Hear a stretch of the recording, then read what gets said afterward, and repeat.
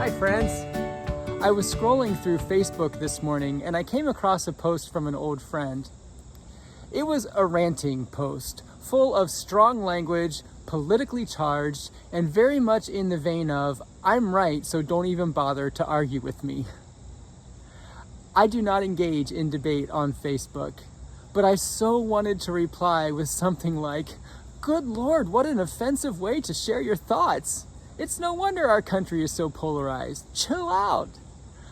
But I exercised self-control so as not to fuel the fire, logged out of Facebook, and finished my coffee in peace. Self-control is one of the fruits of the Spirit listed in Galatians 5:22 and 23. We all, myself included, struggle with controlling ourselves from time to time in different areas of our lives and to varying degrees.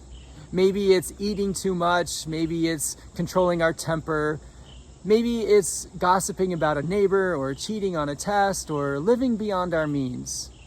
We are all tempted to do what feels good or what satisfies our desires right now without much regard to the consequences down the road.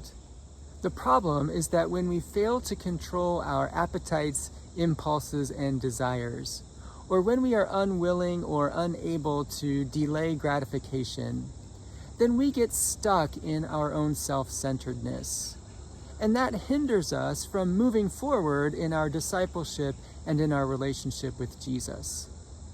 Thankfully, Jesus can help us get unstuck.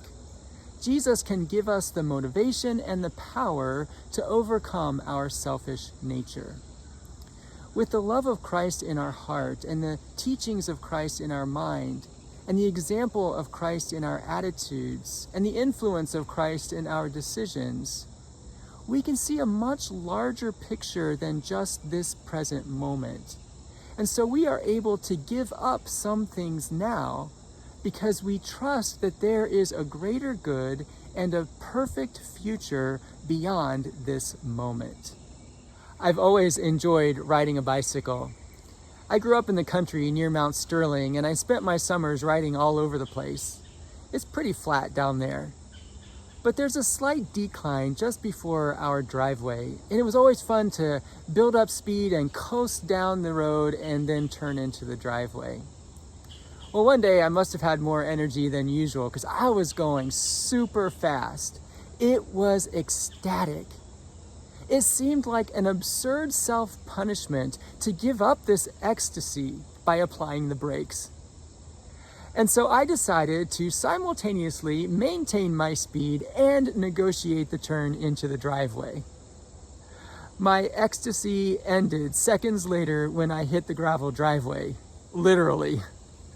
I was all banged up, my bike was all banged up, and all because I was unwilling to suffer the pain of giving up speed in order to maintain my balance. I learned, however, that the loss of balance is more painful than the giving up required to maintain it. It's a lesson I have to constantly relearn.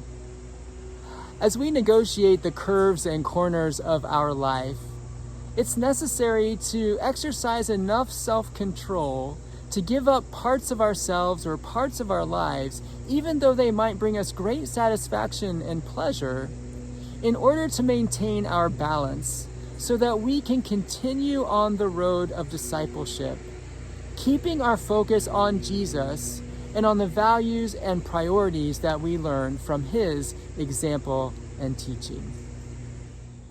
Thanks for listening. I'll see you again tomorrow.